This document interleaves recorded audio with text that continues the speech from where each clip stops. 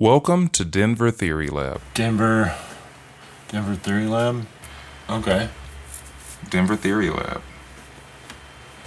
Let's do it.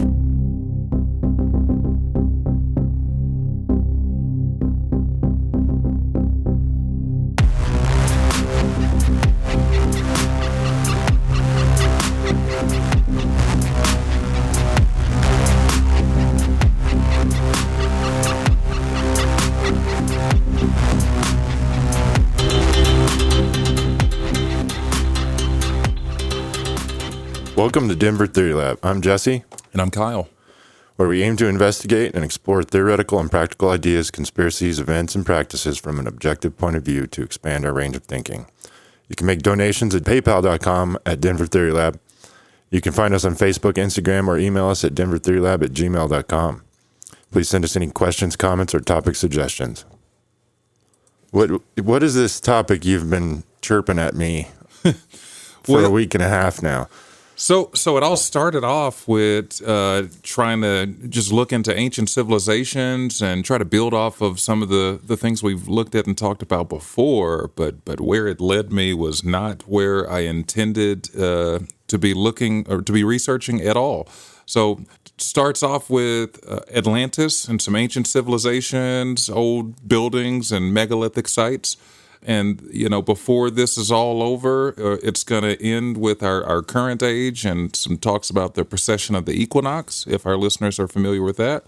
A little bit of astrology and, showing how things like astrology might be influencing our world more than is commonly thought. So yeah, I guess what I would say, what it's really all about is kind of also very much tied to astronomy and our pole stars. So, but I guess to really start, we've got to start with Atlantis and go back that far in Plato's story of Atlantis. Yeah, I think Atlantis is probably the most intriguing part, but then it unwraps into so much more. Yeah, so where this started was I was thinking of, hey, what are we going to talk about next? And figured I'd start looking up ancient civilizations, and I decided to read through Plato's account of Atlantis, which Plato's account of Atlantis comes from two different works of Plato. One is Timaeus, and the other is, and I might be mispronouncing these, Critias. And those are two works written at two different times, but those are the two works where the world gets the original story and the first mention of Atlantis from. So in Plato's Timaeus and Critias, Plato is telling the story of one of his ancestors, Solon, who is pretty big in ancient Greek history. He's known as like a lawgiver, but Solon went to Egypt to learn from the Egyptian priests, which in the ancient Mediterranean world, Egypt was the center of learning, or what we call the ancient Mediterranean world. The Egyptian priests and just Egypt in general, anybody who was anybody, if you wanted to go learn from the Harvard of their time, if you will, you would go study in Egypt. And he went there, and while studying with the Egyptian priests, he let them know that he wanted to learn about ancient times. So Plato's ancestor, his name is Solon. Solon asked the Egyptian priests to tell me about ancient times and, ancient people, the people we all came from. And they pretty much laughed at him and told him that there are no ancient times in history and no history of ancient times. And then they go on to tell him that his people, the Greeks, knew of only one great deluge or great flood, but that there had been many great floods and other disasters, that the world had been destroyed many times over and in a cycle, sometimes by fire, sometimes by water, and that each time this happens, only a few people survive. They claimed that the Nile provided them with protection to allow them to escape so they could just ride out on boats on the Nile anytime anything happens. But from the account of the Egyptian priests, apparently when these disasters happen, typically people who live in the high mountains are the only survivors. So us in Colorado. I know. When hearing that, I was like, all right, we're in the right We're spot. set up. We're in the right spot. Maybe just need to get a little bit higher. And what's funny about that is, there's other things that tell this similar narrative of this, a narrative of periodic disasters that are happening as almost like a cycle. And so that's where we get the original story of Atlantis from. And what's important about this story that Solon was given by these Egyptian priests is they tell him about a civilization that once existed, not far from them, that according to the Egyptian priests, the Greeks' ancestors had destroyed. The way the Egyptian priests told it is that the greatest achievement of the ancestors of the Greeks was their defeat of Atlantis. So then they go on to start describing Atlantis, and it's described as, usually the way most people have heard about it is they hear about the city, but it's described as not just a city. The city is supposedly their capital city, the city with concentric rings and circles sitting on the water. And then they suppose, according to the account from Solon, they also had a small continent that was supposedly just past the Pillars of Hercules. And they even go so far as to say if you could make it there from those waters, you could make it to the opposite continent. Most people have always interpreted that to mean that the opposite continent. Americas? Yeah, the opposite continent would be the Americas. And he tells this great story that the Greeks apparently defeated Atlantis, and Atlantis was supposedly this advanced civilization that had conquered most of Europe and Africa. So we would assume the Mediterranean world around that time. And they don't tell how the Greeks beat them, but apparently sometime after the Greeks beat them, a great disaster destroyed the ancient Greeks and Atlantis. And all of this supposedly happened 9,000 years before Plato's time. So when the story was told to Plato's ancestor Solon, the Egyptian priests were telling him of events that happened 9,000 years ago, when the city of Atlantis supposedly sank beneath the waves in a single day and night in a cataclysm of fire, earth shaking, and water. But the way the cataclysm is described, it was big enough to take down ancient Greece as well.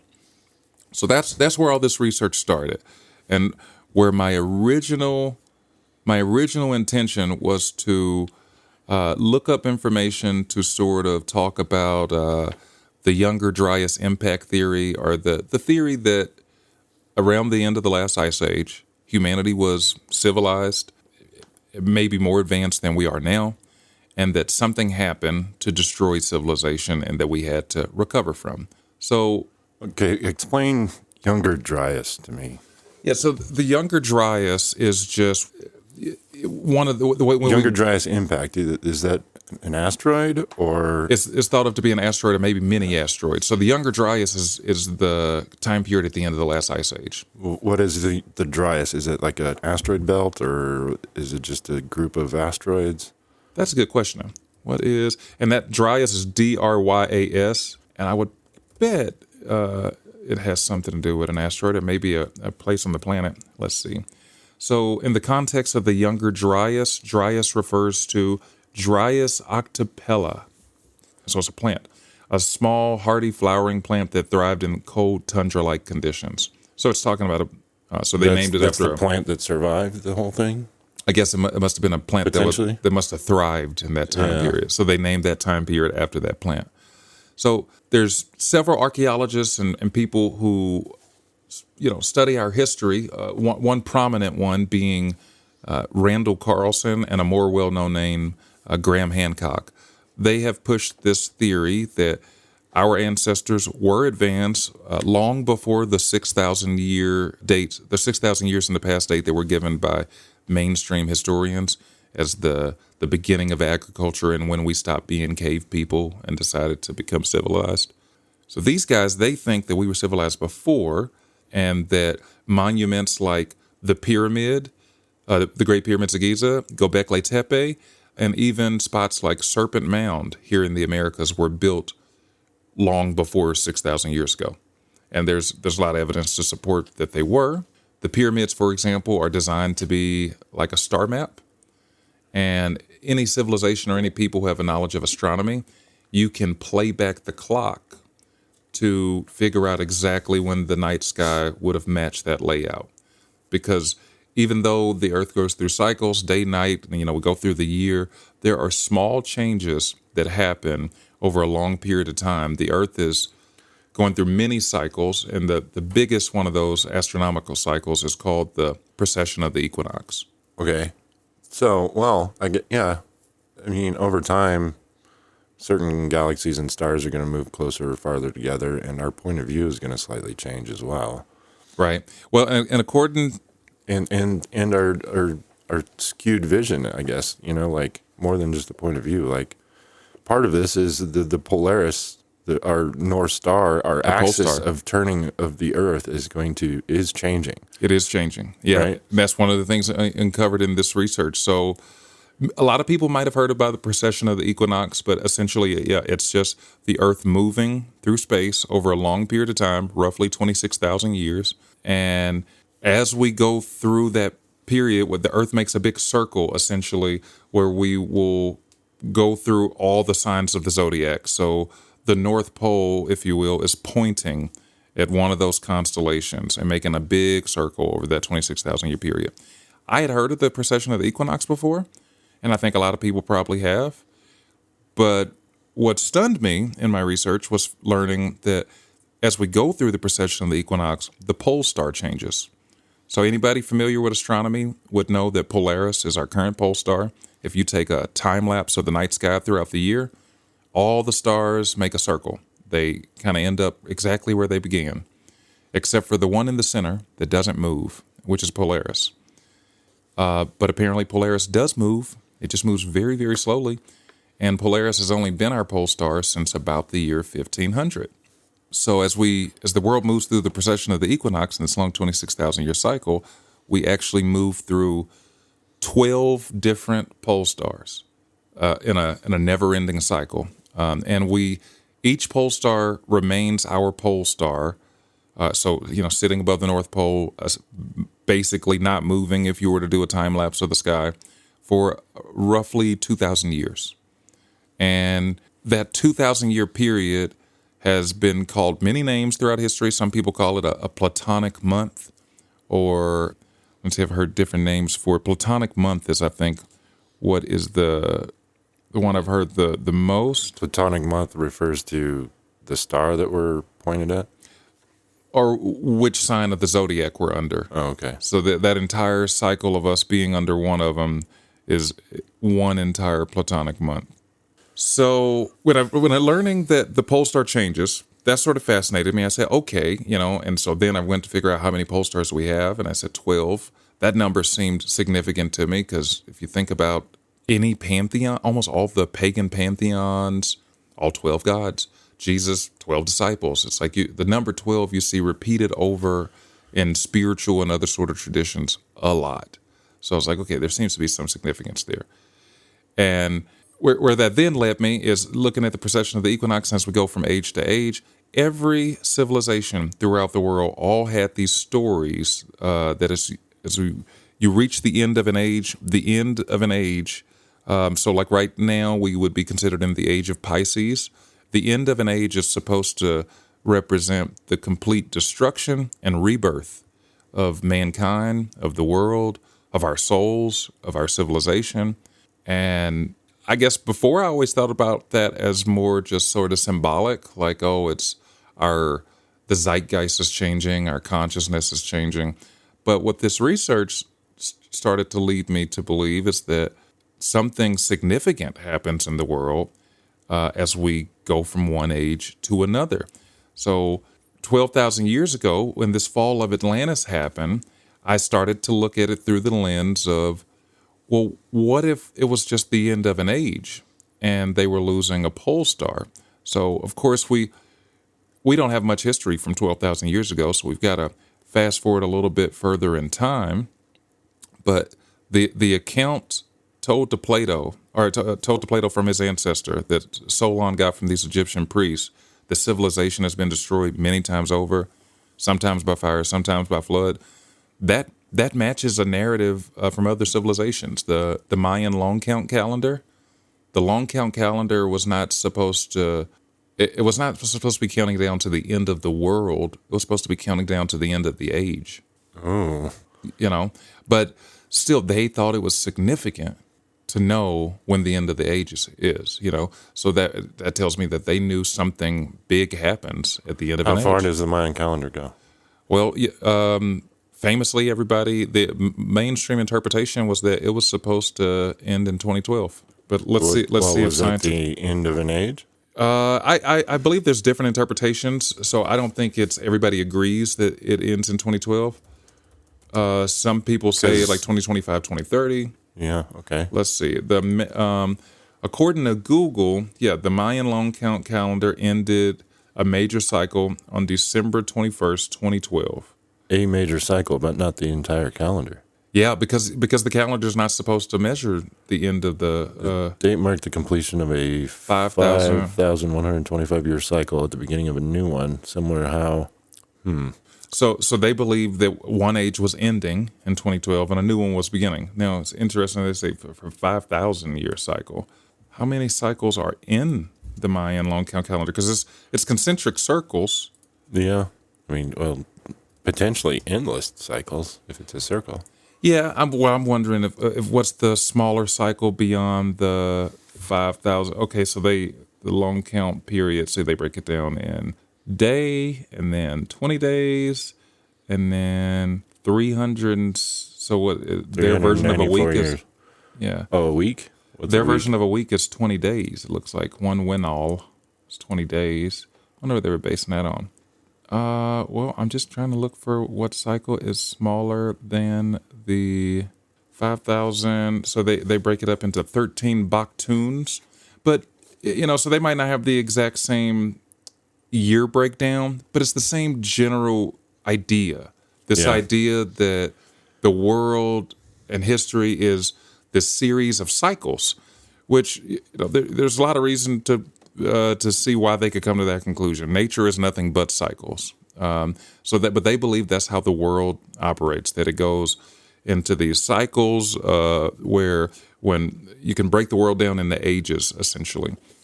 There's an interesting book that an American actually wrote that seems to support this idea too. It was written in the 60s, called The Adam and Eve Apocalypse.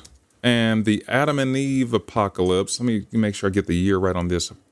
So, this book, and I hope I'm getting it's called The Adam and Eve Story. I guess the whole story is about an apocalypse. That's why I think of it that way.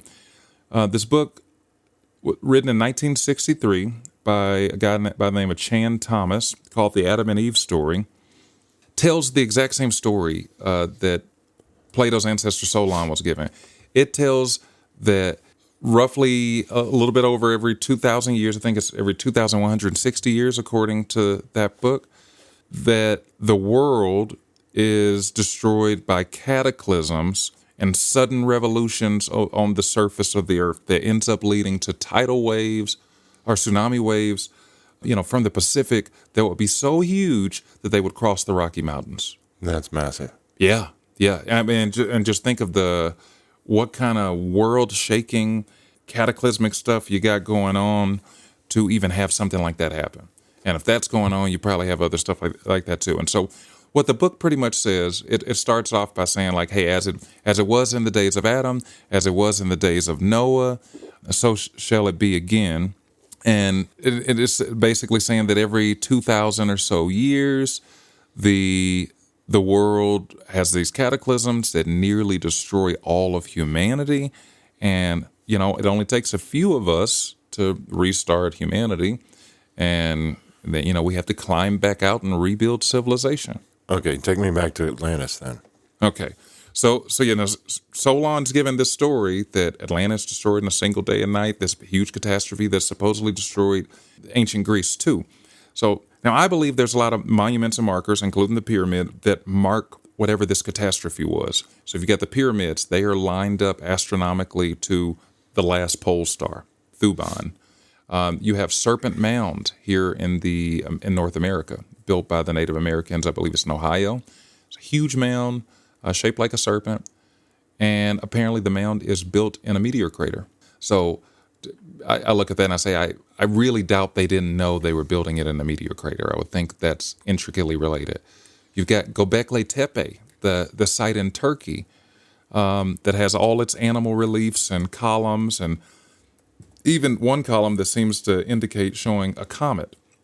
So, the narrative idea pushed by Randall Carlson and others, and they have a lot of evidence to back them up, including finding things in the soil samples that appear to show that there was a major impact back then. But they've pushed this idea that when the Ice Age was ending, Earth was impacted by meteors, potentially a meteor shower, that hit large glacial ice dams. So you already, if you picture the world back then, you've got a world where the ice is melting, and it's a world that would look very different than our world today. So, of course, if you have an ice age ending, then sea levels are going to be much lower. So coastlines would be stretched out way further than they are now. The spots where they would have had a beach would be underwater today because of an ice age. So much more of the water is frozen. And if this destruction was something that was rhythmic, or something that's happening in a cyclical fashion, then we're going to see other signs of this happening again throughout history. And we do have a narrative of that from other cultures.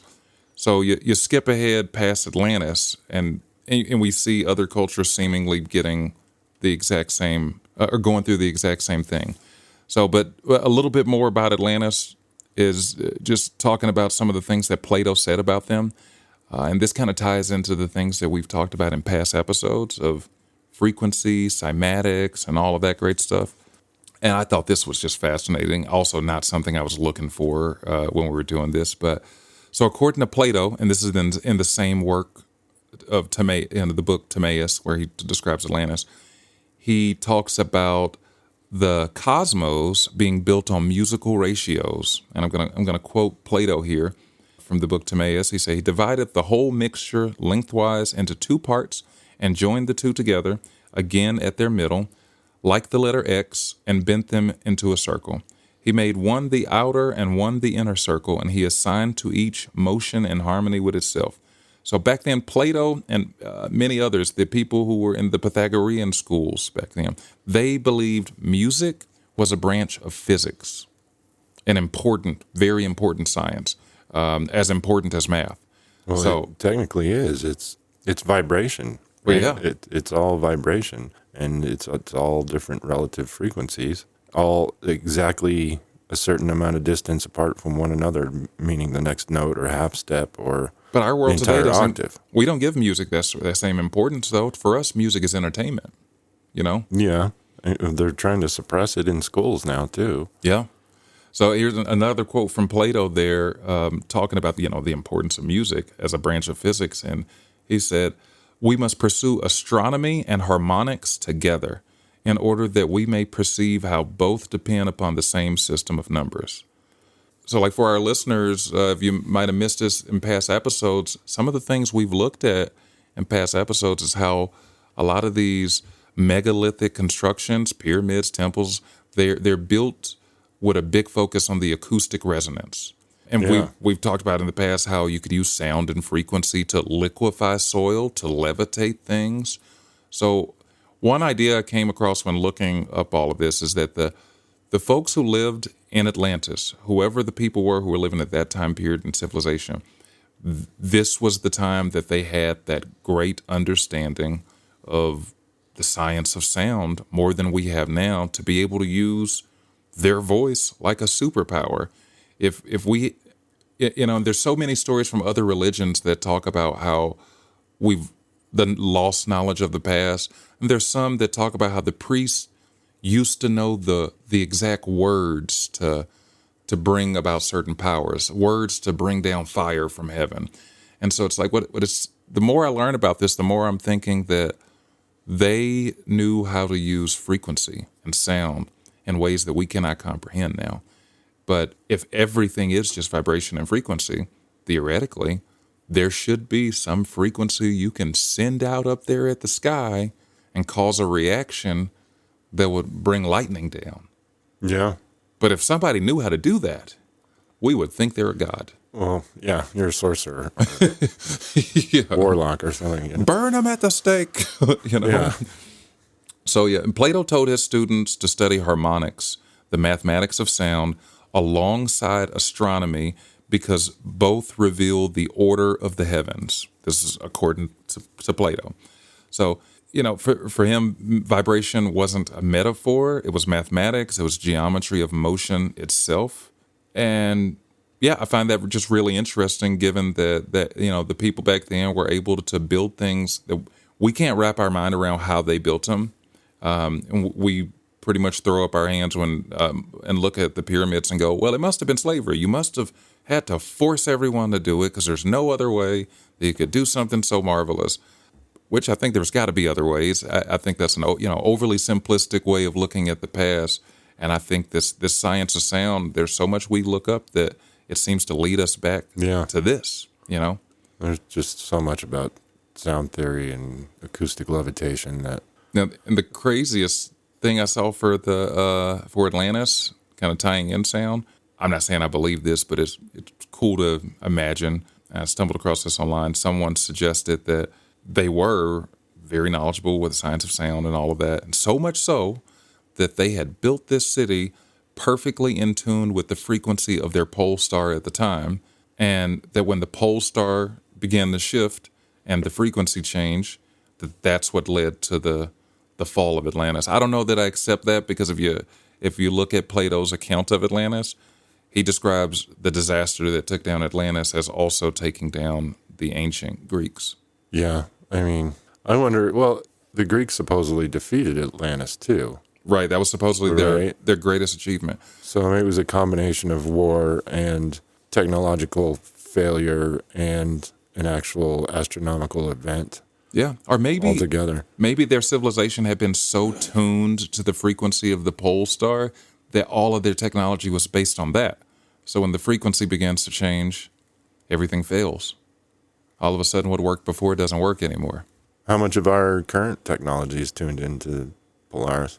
Probably more than we think about. I mean, GPS at least. Yeah, and I've heard of things before, magnetic like poles, anything that does with the magnetosphere. Yeah, and they're using waves and frequency. It's all traveling through the air. So I've heard of stuff like the Carrington event before, where supposedly like a solar flare knocked out the electronics in the late 1800s.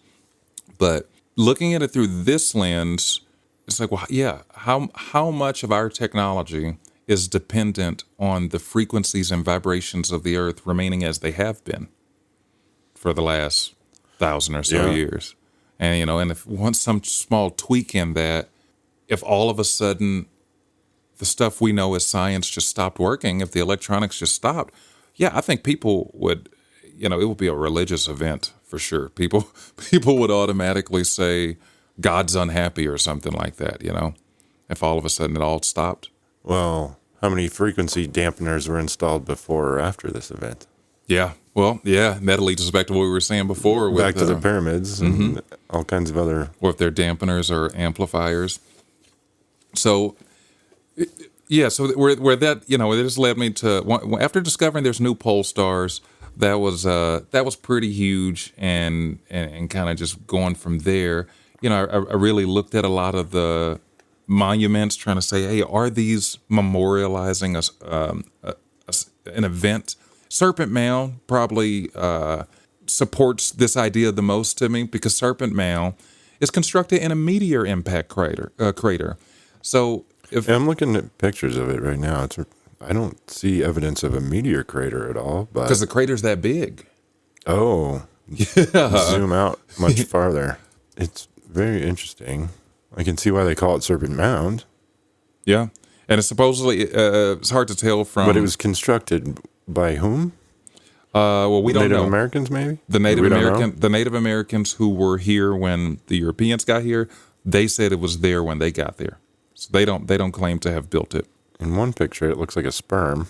Like it's got the DNA strand running in the tail, and then the head is like the mitochondria. And, a Serpent Mound is also astrologically aligned. So aligned with east and west and sunrise and that sort of thing. So the mainstream viewpoint of this is that the meteor crater has nothing to do with it. or the meteor impact crater there has nothing to do with it. It's just a coincidence. But, given Graham Hancock, Randall Carlson's work, and all the other just scientific information they have, soil samples and all that to support the idea that there was a major impact back then. And pretty much for viewers who are not familiar with the Younger Dryas impact theory, I'll give you a short synopsis of it. Again, envision the world back then. You have a world with sea levels much, much lower than they are today. And you've got just, let me see. You said it was an ice age? Yeah, you're at the end of an ice age. So massive ice sheets should be everywhere still. Low seas. The ice age is ending. And so if the ice age is ending, there would have been several spots, especially the spots like, picture the Great Lakes area. Any spots where you have the elevation of the land go down, you would have had this potential for glacial dams to form. So if water is melting in one spot, but further down the line, you still have big glaciers holding in all the water, these glaciers are essentially serving as a dam, locking in the reservoir. Water. And we live in Colorado. Anybody who's been in a wintry state or a place where it gets actually cold, if you go out up into the mountains in the winter, you could be walking on snow and ice and that sort of thing. But what happens deep underneath the snow is it almost forms like a cavern. There's always a whole bunch of mold that grows underneath the snow in the wintertime. But essentially, the ground is giving off warmth. So the warmth from the ground creates an open space. So, in the wintertime, you could have 6 feet of snow that you're walking on, but underneath there's a little cavern area where it's actually opened up. And that's under normal cold conditions. So if you can envision that, then at the very bottom, water is flowing. So if there was some meteor impact or meteor shower that came down and hit the earth, if you have meteors come down and smack into this ice, smashed it, and then it's going to vaporize a bunch of the ice in the water immediately, and it's going to release a ton of water. Yeah. That would then just race across the landscape in the form of floods bigger than anything anybody alive has ever seen. Yeah, and they look at a lot of the sites where we get a lot of the fossils from, and they say, hey, these, it's incredibly rare for a fossil to form. For something to fossilize, it almost has to be completely buried immediately. It's got to be completely buried, sealed immediately, so no predators can get to it. Not over the course of years, erosion slowly covers it. It's got to be buried immediately. And so the other thing they point out with the Younger Dryas impact theory is that's why we have so many fossils from around that time period, because if you had a cataclysmic event where water, earth, and everything is shifting on the surface of the planet rapidly, then you could have an event where things get buried rapidly. Buried very rapidly. Yeah, pretty much buried in spot. So now if we examine Atlantis as this center of science, where they, as an advanced global culture skilled in frequency, resonance, and geometry, then when this disaster happens, as many traditions about Atlantis tell, that the survivors would have fled to the various corners of the world and taken their beliefs and their knowledge with them to places like Egypt, places like India, places like where we find the Inca in South America. And we see some of this same, their belief in science and harmonics and stuff like the Vedic mantras, the Egyptian temple harmonics, or the Tibetan sonic levitation lore. They have, in Tibet, the monks over there have all this lore about monks using their voice to levitate stuff. And I was like, well, that is clearly a memory of the superpower we're all carrying around with us. Right. So I think the refugees from Atlantis spread out around the world with, for lack of a better term, I'm going to call vibrational technology to mold stone and matter through just tuned sound. So, and of course, in Plato's story, and this is what kind of ties in consciousness with all of this. And the importance of consciousness is going to come out later in our story when we start looking at the zodiac and how this might affect our world today. But in the story of Atlantis told by Plato, what led to the fall of Atlantis was their moral corruption, that they were supposedly this great and learned city, but that they became morally corrupt, that their consciousness became corrupt, essentially, and the conscious misuse of their knowledge destabilized the natural order and the psychic order and led to the event that took them out. Yeah, I think that's the natural order of any civilization, really. Yeah. It doesn't matter how good you are, eventually some sort of evil or greed will creep in. Rot creeps in And even if it's an evil civilization, eventually somebody more evil decides they can do a better job and try and take over. yeah. Yeah, evil's definitely not the foundation to build anything on. Because like, No. you're just showing them how to treat you. So, in Egypt, there's we have the story there. I'm getting ahead of myself. So thinking about the survivors, if Atlantis was real and these survivors spread around the world, we could see the survivors in the great teacher myths that we have from all over the world. So in Egypt, you got Thoth or Osiris, and Thoth is known in many civilizations, but he's credited with being like the builder of the pyramids who gave them that knowledge. In Mesoamerica, you've got Quetzalcoatl. In India, you've got Manu, and comes right. There's always this great teacher who shows up right after the flood. They Right. show up, they instruct people how to build these things, how to they should live, and then they go away and they say they're coming back, but they never come back. They come back after the next flood. Maybe they died out. So, if you go back to Plato's account, Critias and Timaeus, after he talks about the fall of Atlantis, the story they told is that the refugees from there went around and basically spread their knowledge, and that he tells that they all pretty much died in silence. That people didn't even realize that they were giants amongst them, and those people came and lived and died, and their knowledge slowly. You can't say it died out with them, but they passed along what it could, and a lot of the stories died with them. And if we examine the monuments as memorials, so we got Göbekli Tepe, it's built. If there was some catastrophe that happened in the Younger Dryas period, and even scientists agree with that there was something in the atmosphere that happened. What scientists disagree about is the overall scope of the impact of whatever happened, of how impactful it would have been in the world. So, but Göbekli Tepe is dated as being built right after whatever event happened in the Younger Dryas. Serpent Mound built around that same time, and the Great Pyramids much younger, but built in the period of the last pole star we had. So, as I was looking at the pole stars, and as we go through the procession of the equinox, every culture and civilization from around the world, despite not being connected, they all said each age ends in the destruction and rebirth of humanity. And so then I started trying to zero in on, well, what would determine the beginning or end of an age? Like, what do we use as that marker? And that's what led me to discovering that each age, or we have 12 different pole stars. So, but trying to figure out, hey, how do we figure out when does one end and another officially begin? Divide 26,000 by 12, yeah? Yeah.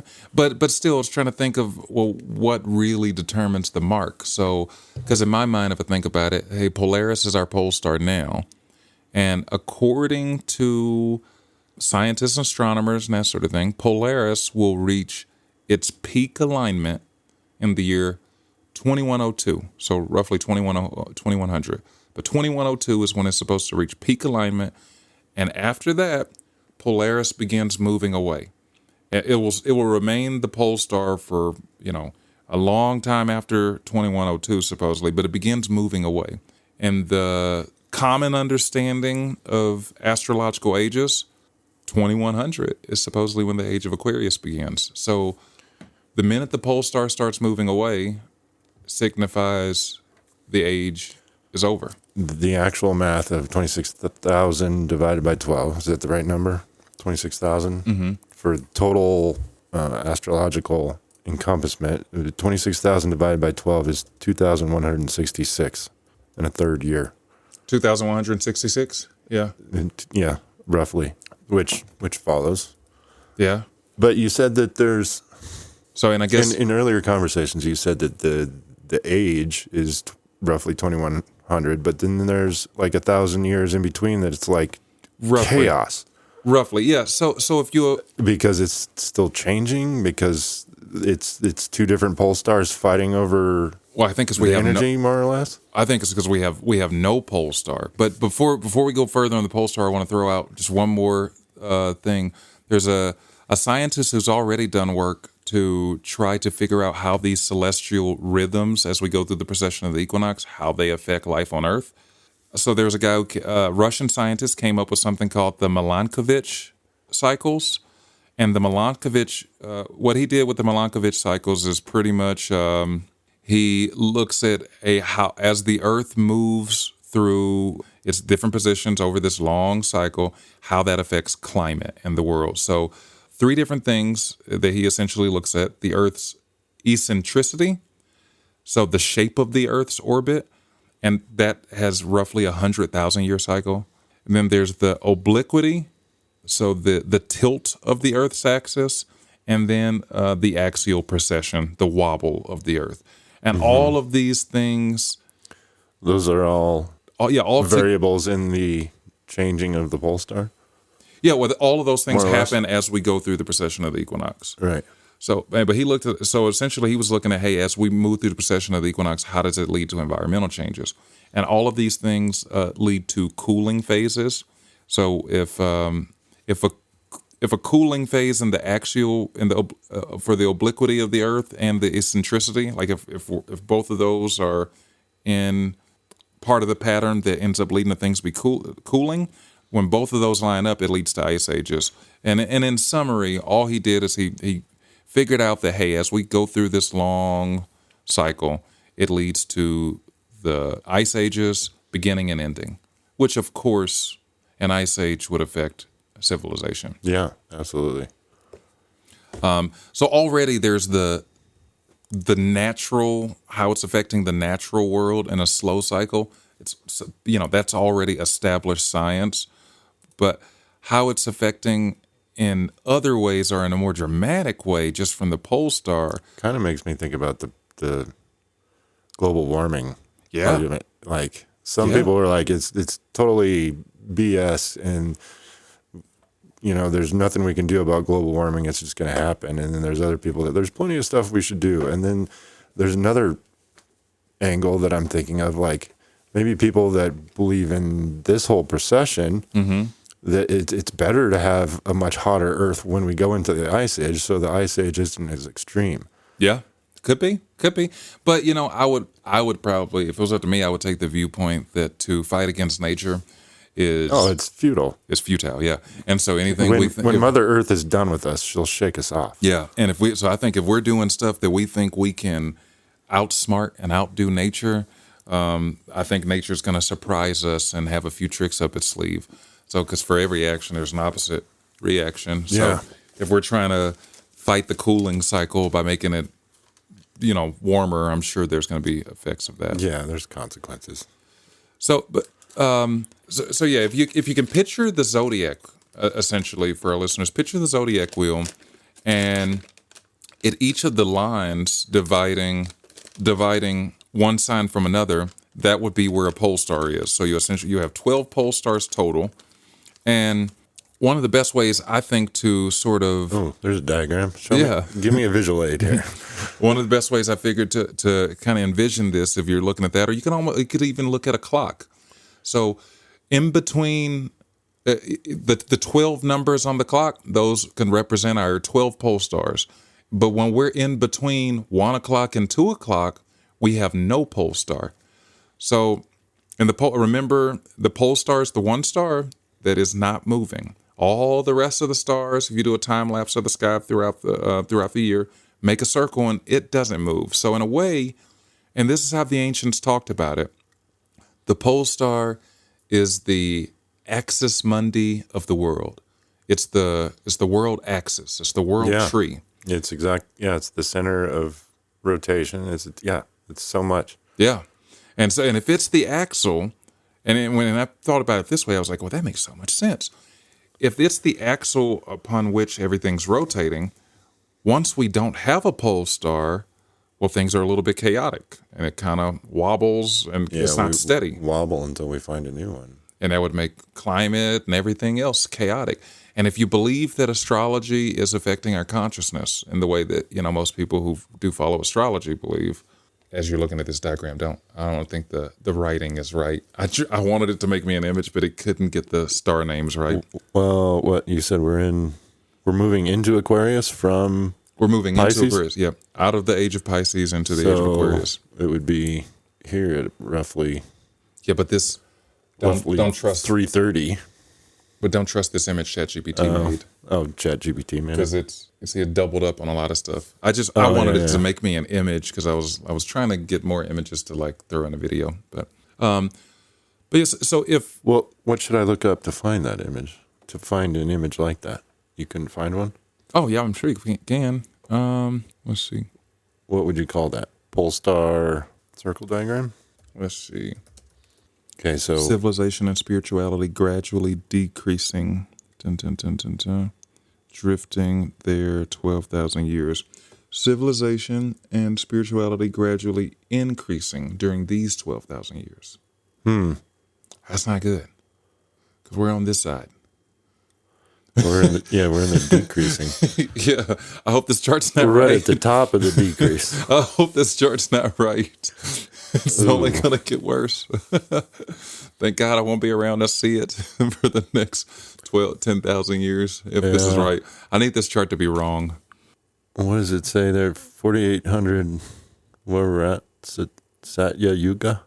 Present position, that's 1932 of the vernal equinox, 11 Pisces. We're in the Satya Yuga. The Golden Age.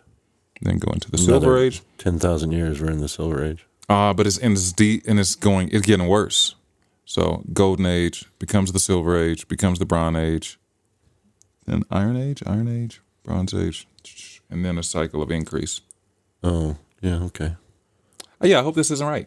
Yeah, let's hope so. Yeah, but this is a perfect diagram to kind of put on display what the ancients believed. And I think there's a lot of wisdom in their belief. Nature does show us that things happen in cycles. The seasons happen in cycles. The moon happen in cycles. We can look at a lot of things in nature to see a constant cycle. I was talking to somebody the other day, and he even pointed out how, and I hadn't thought about this one before, but I was like, wow, you're right. Even with the seasons, there's so much of, like the ultimate idea amongst the ancients was the central core idea that man is a mirror and a microcosm of all creation. So, like, the cosmos is in us, and if we could understand us and our own, how we work, then we could understand how everything else works. And so then they would constantly look for cycles beyond that. But somebody gave me the example of looking at the seasons as if the earth was giving birth to them.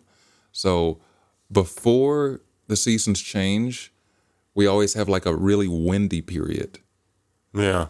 And I was like, I had never thought about that. But it was like, yeah, going from summer into fall gets a little windy, and then fall and winter, you always have some big winds before winter starts. And you get to February, as winter's on its way out, it's the windiest of the winter months. Then you get to the end of the spring, and you get all the showers, and it was what they said to me is they was like, it's like the earth is going through birthing pains for the new season to come in. Yeah. I was like, oh, that's a cool way of Lamaze of the earth. Yeah, yeah. Okay, and then just going back to where were we there? Where were we?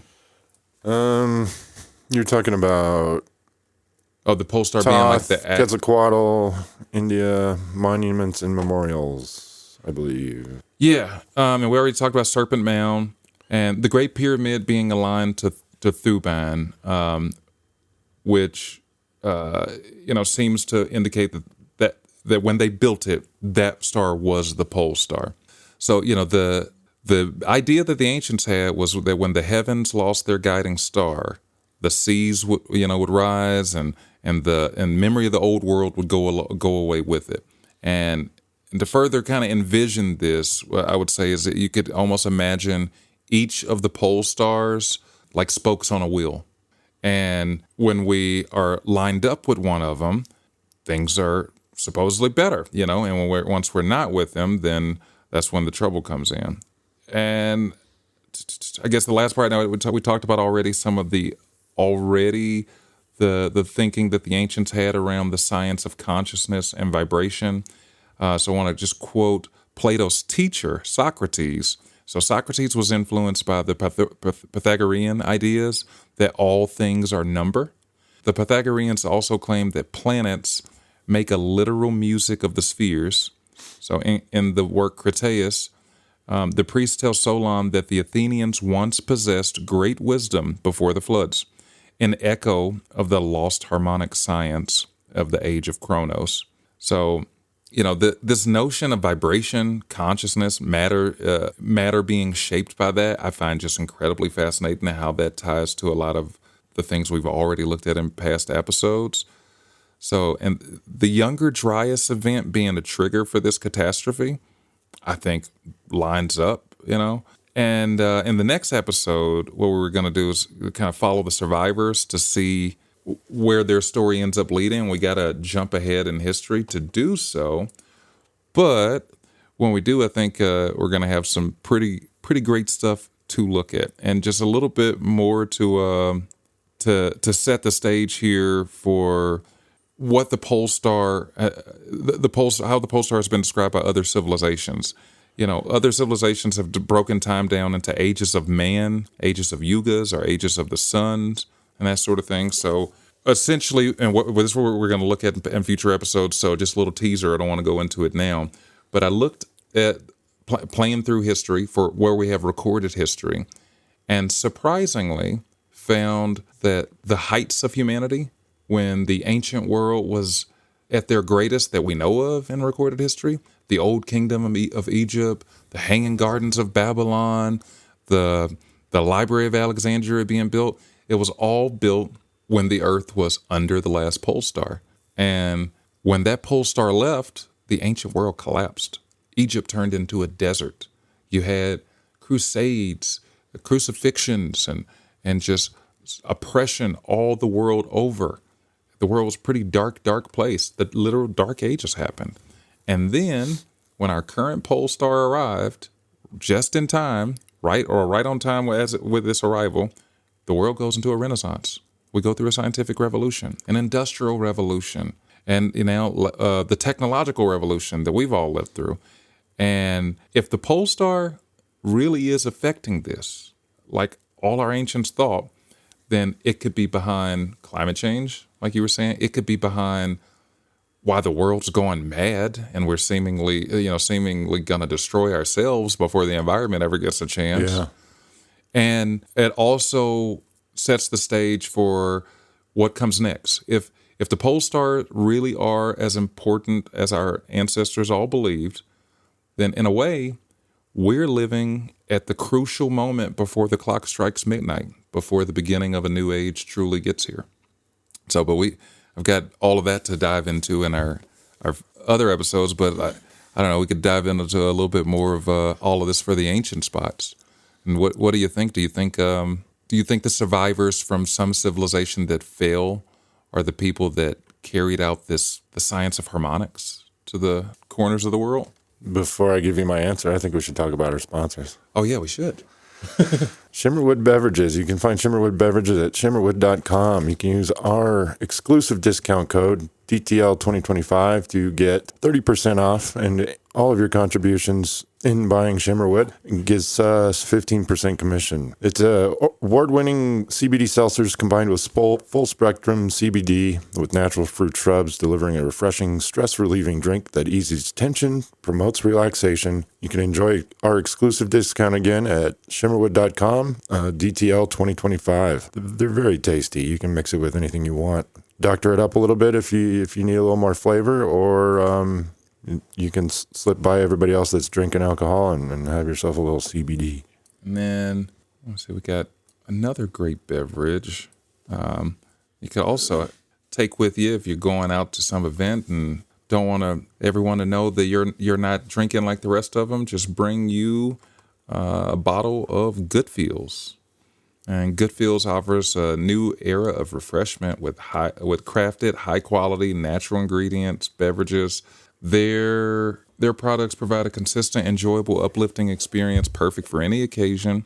And you can use our discount DTL 2025. Yeah, DTL 2025. Get you 20% off any product on their website, and you're also supporting the podcast. They provide us with a 15% commission on any purchase you make. So go check them out. Their products, they have THC and CBD drinks. So you get the uplift mood without any of the drawbacks or alcohol. And, Good Feels also believes in the power of nature and wellness. So they're delivering their beverage that harmonize taste and tranquility.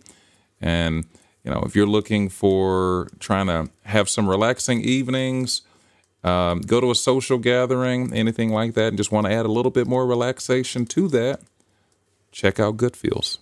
Yeah, Good Feels. 20% off DTL 2025. We get 15% commission. Also, we have Prep Starts Now. It's at prepstartsnow.com. Empower your family with confidence through simple tools and expert guidance. Conquer uncertainty one step at a time. With our code DTL 2025, you get 15% off, and we also get a 15% commission with this product as well. I mean, they sell first aid kits, MREs, meals ready to eat. They sell anything that you want to prep for any emergency or any trip that you're going out into the wilderness. They've got all kinds of cool products. Go check it out at Prep Starts Now. Yeah, check out Prep Starts Now before we have to deal with another pole star shift. Yeah, right. You're going to need to be prepped for that. I guess for episode 1, the looking back at all that, the things that stand out to me the most is one, this idea that moral decay leads to cataclysm, that moral decay and the people's consciousness has real world consequences. But if we look at it through the lens of quantum physics and through the lens that we are creating reality, that everything begins first as thought and consciousness, and then... Yeah, why can't it be the other way around? Well, I think that's the way... Cyclical. To where, moral decay ends to end of civilization, or vice versa. Moral decay leads to the beginning of civilization. Astrological decay leads to moral decay, and then vice versa, Yeah, I hope one feeds on the other, some sort of like differential equation. Well, but if the physical world causes the mental phenomena and the phenomena in consciousness, then the physical world is the cause of consciousness. But I think it's the opposite. Egg before the chicken. Yeah, so the consciousness is the cause of the physical world. So like nothing can exist in the physical world without being first thought of in thought. You can't have a building without having a blueprint, without having a thought of it first. So, but it would seem that the planetary movements and that sort of thing are influencing us at least. And that idea, you hear it in a lot of different professions or a lot of different fields, especially historians who look at our political people today who look at things that they don't like in society that they view as moral decay, and they say that that's going to be the downfall of the nation or the downfall of our culture. It's like, well, there's maybe something to it, but probably not in the judgy version of moral decay, and in a more deeper sense of, hey, we all know what's right and wrong in some sense, and I think it comes down to whether we have love for our fellow human or not. What was your question though with Atlanteans, survivors? Do you think? Yeah, what do you think about that idea? And because that idea has been pushed by a lot of people, really. That sometimes it's Atlantis, sometimes it's refugees from another world. But the basic idea that a destroyed civilization, and for this conversation, Atlantis, after they were destroyed, their survivors went around the world and seeded civilization as we know it today. I think they definitely contributed. I mean, if you had all this knowledge and you could improve your well-being as becoming part of their civilization, why wouldn't you share the knowledge that you have to improve your own well-being? Right. Yeah. And if your world was destroyed, you got every reason to hey, I want to live in a civilized place again. Yeah. So, but if they did have all that technology, I would say they probably didn't figure it all out from scratch. So to give them all the credit would be like if that were to happen today, to give America all the credit. And it's like we're standing on the shoulders of giants. We are where we are today because of our past, because of all this. And I would imagine it was probably the same way in those times. Well, how do we survive the next cataclysm? Yeah, that's how do we have at least some refugees? Well, I think it starts that carry all of the knowledge. I think it starts with what we're doing right here. If this is true, if it's right, if the pole star changing inevitably leads to the risk of major disaster, then just knowing it's coming, I would say it's half the battle, because you can't prepare for something you don't know is coming. That's true. And I kind of, the more I looked at it, and I don't want to give too much away for what we have in other episodes, but the more I looked at it, the more I saw it as not so much doom and gloom, but in a beautiful way, sort of, because it's a circle. It's a never-ending cycle. The end is the beginning is the end. And if the end is the beginning, and Polaris is going to reach peak alignment in 2102, and after that start moving away, and marks the beginning of the age of Aquarius, then that means our lives living now, we have a unique and very important purpose to set the stage for the next age of the world to come after. The whole story of Jesus happens in the age of Aries, but Jesus has defined the age of Pisces. His symbol, the fish, and the symbol and even there's the whole Bible quote where they say, "Oh, how long will you be with us?" And he said, "I'll be with you until the end of the age," and the end of the age is coming soon. So I think it's a moment of great opportunity and great risk. If what the ancients believed are right about this, then the end of the age, we stand on one hand ready to reach new heights or to fall down the stairwell. We could do either one. Yeah. We could go ahead and make it out that door, or we can fall down the stairwell and maybe have a broken neck and a broken leg, and it'll take us a while to get up those stairs if we do that. Well, I'm thinking about the preparation for the age of Aquarius now. Like, what's the Aquarius symbol? So the symbol of Aquarius is it a mermaid? It's a man emptying out a pitcher of water. That's the symbol for Aquarius. And let's see. Let's before we go there, let's look at Pisces. Let's see, what is Pisces? How closely does that relate to this current age, Pisces? So Pisces, and I'm just looking at a little book on astrology, and this book is supposed to be for interpreting astrology in the personal sense. But Pisces qualities are water, mutable. It's a feminine sign, ruled by the planet Neptune. Its archetype is the volunteer, the dreamer, the artist, the healer. And Pisces is supposed to be really creative energy, imaginative, idealism. And let's see. So it's all supposed to be associated with healing, creativity, dreaming, spirituality, water, the ocean, drama, that sort of thing. And so Aquarius is an air sign. It's fixed. It's a masculine sign ruled by the planet Uranus. And its archetype is the rebel, the human, or humanist, and the genius. So given that, I would say the technological revolution that we've already lived through. Maybe we're moving into a great more technological advances. Yeah. And let's see, the keywords for it are humanitarian work, conversations, networks, groups, communities, and yeah. Well, those are all positive things. What are all the negative things, connotations that go with? So the negative ones is the rebellious energy can be used to negatively affect people. We're talking about Aquarius again, or Aquarius? Okay. Yeah, the negative, the rebellious side can be used to negatively affect people. I think the rebellious energy would be the negative side of it, and I can definitely feel some sort of rebellion coming on. Yeah.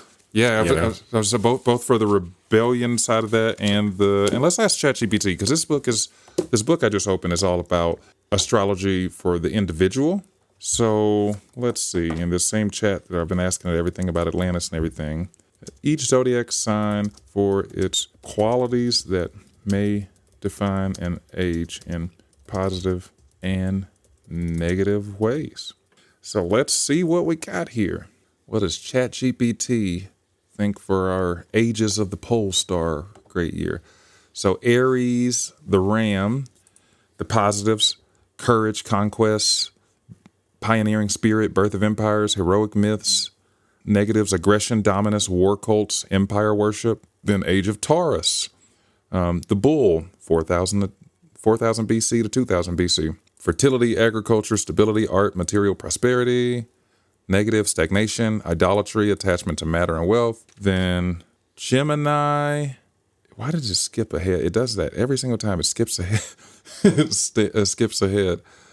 Well, let's just go ahead and go to this. So Pisces, age of Pisces, the fish, water, and it is faith, compassion, sacrifice, mysticism, and the negatives, blind belief, escapism, illusion, martyrdom. And then for Aquarius, you get equality, innovation, community, humanitarian ideas, and the negative, technological overreach, collectivism, loss of individuality, alienation. So I feel like it's instead of giving me hard, concrete things associated with the sign, it's trying to make it fit the world as it already is, you know? Because I kind of wanted to just see the themes that are associated with each one of the signs, and for them to just throw out those things on there, like, you know, for what it has written for age of Capricorn here, positive mastery, discipline, rebuilding order after chaos. It's like, yeah, that's what I'm looking for. But yeah, many claim they were already entering the age of Aquarius. And one thing I did think as we were looking, as I was looking up all that, is if there is some cataclysmic event that happens when the pole star begins to move away, would they tell us? If they knew, would they tell us? Because when I saw that Polaris supposedly reaches peak alignment in 2100, I was like, well, 2100 is just out of reach. Just out of reach. You know, where I'm like, well, what if it was sooner? If they knew something, would they tell us? Or would they just continue trying to manipulate the narrative till we got to that moment? The ones in power? Yeah, they would continue to do exactly what they're doing. Yeah. Because they don't want to change anything. Right. But, hey, if it's only the person losing that wants to change anything. And when we examine the world today, if I ask myself, does it look like I'm living in a world that's headed for complete destruction? The answer is yes. You know, I don't even, like, you could look at environmental reasons, but I don't even think the environment stands to threaten us as much as we just stand to threaten ourselves right now. And it's like, for no reason, the world's, we're seemingly full steam ahead to actions that would be like suicide of our civilization, you know? Yeah. But all in all, this leaves me with hope, though, because hey, if our ancients are right, if it's all a cycle, if it's all a circle, there's no reason to fear, because it's just the beginning of the next one. Yeah, exactly. Every sign carries its virtue and its vice. The current flows forward, then backwards. Each age begins as revelation and ends as decay. So, did Plato or his ancestor talk about the changing of ages more so, or is it just the description of Atlantis? Or he didn't go into very much detail, other than sometimes the world ends by fire, sometimes by water. That's what he said. Well, we're going into the age of Aquarius, which is water. I'm guessing the next one's going to be water. It's a man emptying out a pitcher of water, and Aquarius is supposed to be. Maybe we're losing the water. Yeah, Aquarius is an air sign. No, Aquarius is the water bearer. He's the water bearer. He's pouring it out. But it's an air sign. We're going to get blown away. What else you got on this topic? Anything? Well, I mean, I've got more, but it'll be a little bit of a foreshadowing of what comes next here. So, yeah, you know, if we start looking at the pole star and trying to see, okay, what was happening in human history then, we can't go back as far as Atlantis, because that's just too far back. Our recorded history doesn't go back that far. But we can go to the Old Kingdom in Egypt. And the last time we had a pole star that wasn't Polaris, Thuban, Thuban, Thuban, when this pole star began to drift away, around 2800 to 1800 BC. That is when the historical event called the 4.2 Ka drought, the event that many people might have heard, that Egypt used to be green, the Sahara used to be a green, lush place. Well, it was before this event. So as soon as that last pole star started moving away, you have a great empire in Egypt. The Old Kingdom is there. They're building pyramids, monuments. You've got the Akkadian Empire, Babylon, all the wonders of the ancient world. I can't imagine anybody would intentionally build in such a barren desert. Right. Who would want to build there? But so when the last pole star started drifting away, they had a drought that was, so significant and lasted for years. It turned the Sahara from a lush green paradise to the desert that it is today. And then that was just when the pole stars started drifting away. They still had a pole star. It was they still very much had a pole star. It was just moving away, like what's supposed to happen with Polaris supposedly starting in 2100. And then once that star was completely gone, and you're kind of in the space in between stars, so go back to our clock analogy, you're in that space between 1 and 2. That's our dark pole era. The Earth went through a lot of cooling. There were some major volcanic events, but you had the complete Bronze Age collapse and the collapse of the Roman Empire all happened during this time period. At this time, the world is in the Ice Age. So still in this dark pole period, but a little bit closer to Polaris. Polaris is beginning to, it's approaching. It's going to reach its spot where it's going to be visible to be the pole star. And you have, during this period, before Polaris arrives, the Crusades, the plagues, the bubonic plague, all these migrations, all the Dark Ages happen right then. The Little Ice Age happen right then. And then as soon as Polaris arrives, Polaris begins ascending to its position. Renaissance. The Renaissance. The Renaissance happens, colonization begins, the Industrial Revolution. It's all on the up and up and up and up. And if it really is tied to the stars, that means we're almost at the top of the roller coaster. You ever been to the Renaissance Fair?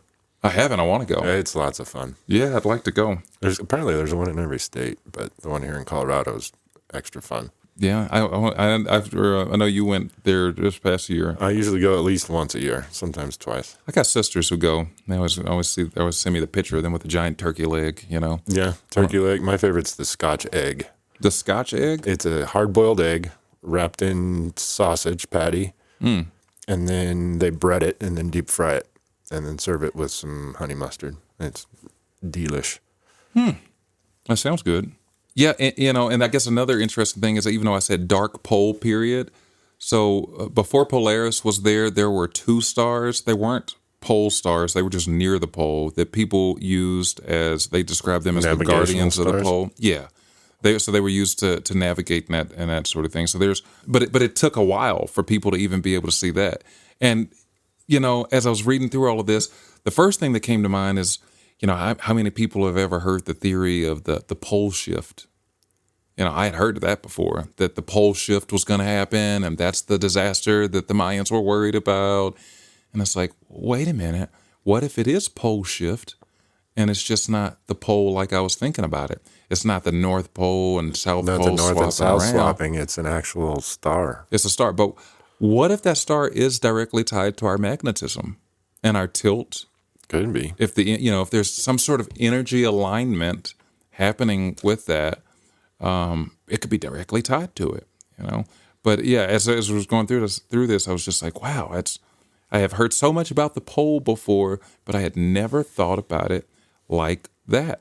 So it's the ancients saw it as like the crown of our world, and then it made my mind go back to think about the story of the birth of Jesus. They were watching the stars. Yeah. They were watching the stars to figure out that, like, it makes, I hate that this is blasphemous, Lord forgive me for this, but it made me think, so Jesus is, his whole story is supposed to be happening right when we're, entering this age of Polaris, but Polaris was still so far away from the pole that it couldn't be considered the pole star yet. We were in the dark pole period. But what if that whole story of the wise men, looking at the stars to see the birth of Jesus and everything, what if they knew Polaris was, that's what that story is really telling? What if it's telling that They saw Polaris and they know it's coming. The world's got to go through its dark age and everything first before we can get to the Renaissance, but that the wise men see the next star coming, They know the new one is there. Yeah, I think they're wiser than the book made them out to be. Yeah, I think so. I think so too. That's why they're called the wise men. And they're watching the stars to see when a whole lot of Jesus' stories like allegories for the heavens anyway. The die and come back after 3 days. It's what the sun does after the winter equinox, where it kind of freezes in place and then begins its normal cycle throughout the year. So it's like, what if more of the story of Jesus is an allegory to what was happening in the sky? And the world was in this dark period, but they knew a star was born. Yeah, that's very interesting. Right? And learning all that I used to just dismiss astrology. And I thought, okay, yeah, well, people can find whatever they want to find in it, Just more predictive programming to have everybody dismiss it because maybe it actually is a lot more. Well, and I mean, I thought, okay, yeah, I can read my horoscope and say, oh, yeah, that sounds like me a little bit, but couldn't anybody see themselves in it? That's how I used to think about it. But after going through this and learning what I've learned from it all, I am convinced that there is a whole lot more to astrology. And the more I kind of tried to examine that, the more I found out that very rich and important people very much believe there's something to astrology. So world leaders, the biggest stock investors and the biggest investment bankers and that sort of thing, they base everything on astrology. Apparently Reagan wouldn't make any decisions without his astrologer. Right. Yeah. And I just thought, these people are just nuts. Maybe they're not. Maybe these people who reach these pinnacles of power and wealth, maybe they're not nuts. Maybe there's something to it, actually. How much is the nearest astrologer? Right? How much is it? Well, there's some software on that I found online that people in finance use.